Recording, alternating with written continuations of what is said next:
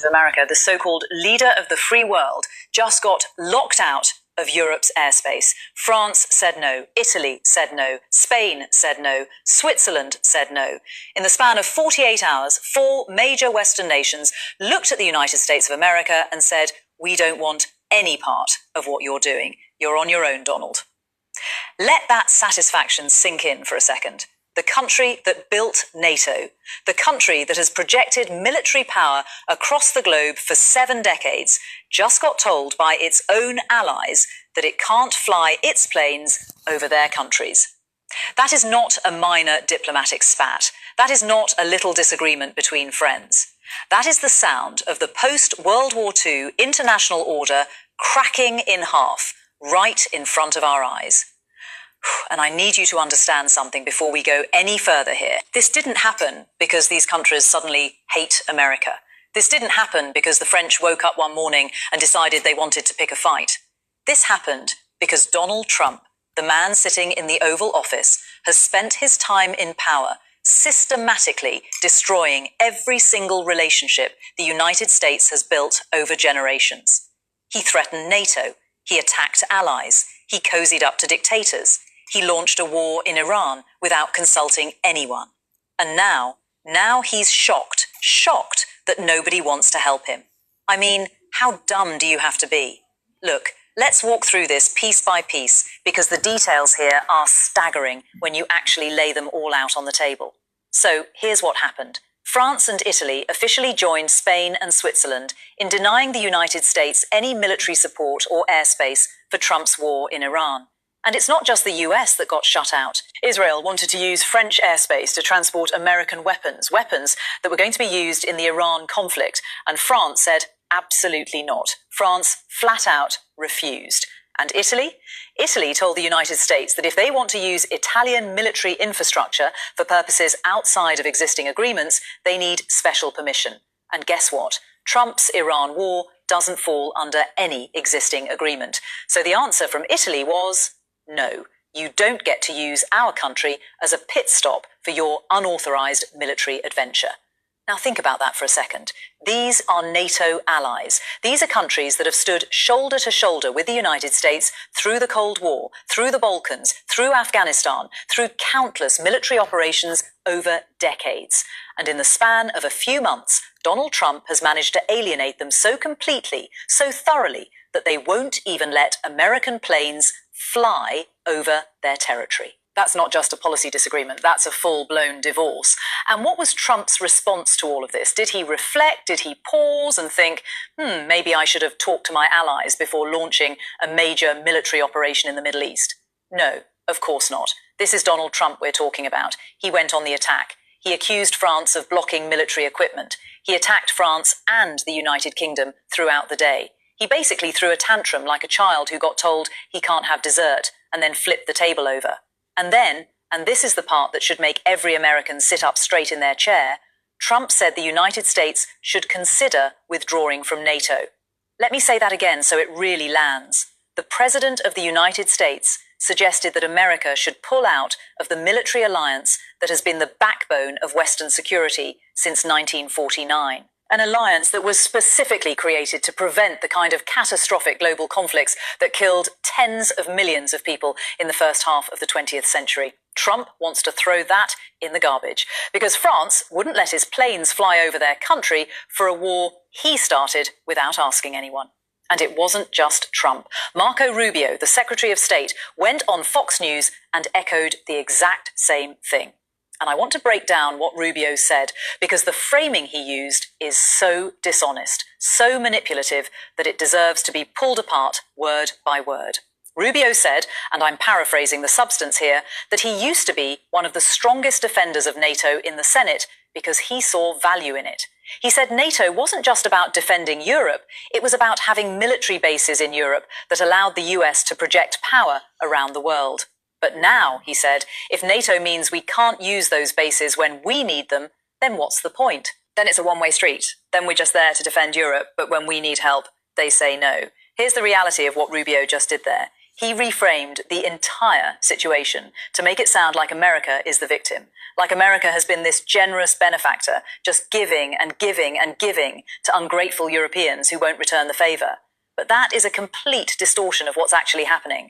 The reason these countries are refusing to cooperate isn't because they don't value the alliance. It's because Donald Trump launched an unlawful war, a war that none of these countries were consulted about, a war that none of them agreed to, a war that violates international norms. And then he showed up at their door, demanding they participate. That's not how alliances work. That's not how partnerships work. You don't ignore your partners, go rogue, start a fire, and then get mad when they won't help you put it out. And let's talk about what Rubio said regarding the Strait of Hormuz, because this was equally disturbing. Rubio basically said, yeah, the Strait of Hormuz is international waters, and what Iran is doing there is illegal under maritime law. But then he said, it's not really America's problem. The US doesn't get much energy through the strait. It's Europe's. Barakatah Yahweh, Barakatah Yahweh Shai, Barakatah Yahweh, Barakatah Yahweh Shai, Barakatah Yahweh, Barakatah Yahweh Shai, by Hashem Rakak Wadash. This is your Akim and Joel Azim, back with another quick lesson. And I'm going to make this short and quick. You can tell by the tensions of these nations throughout, not only the nations that already are, what you want to say, not in alliance with Babylon the Great, aka America. Now you can see the tensions amongst these nations that were considered allies of Babylon the Great, aka America. They are what? They are turning their back on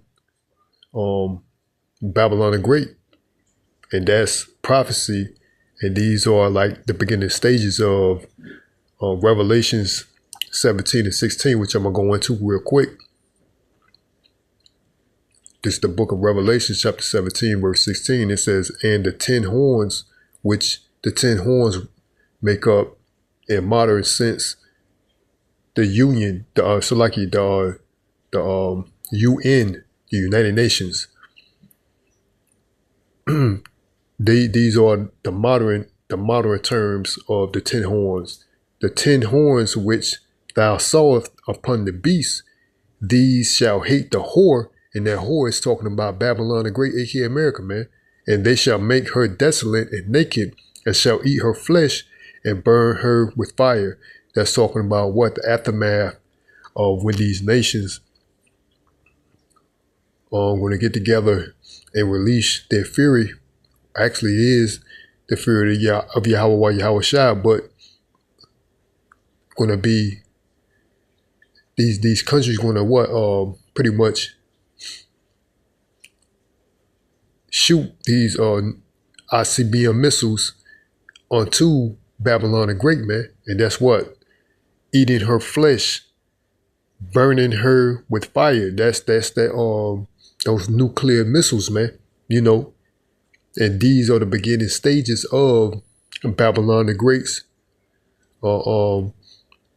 alliance with these countries being severed, man. You know, just like the Revelations, so like it not Revelation, but the book of it may be Matthew's. Hold up, says Satan cast out Satan. So like it calls so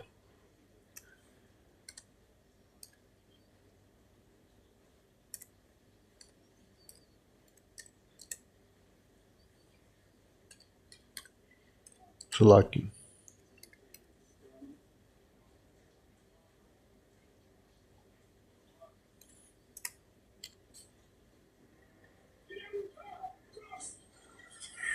Yeah, that's the book of Matthew's.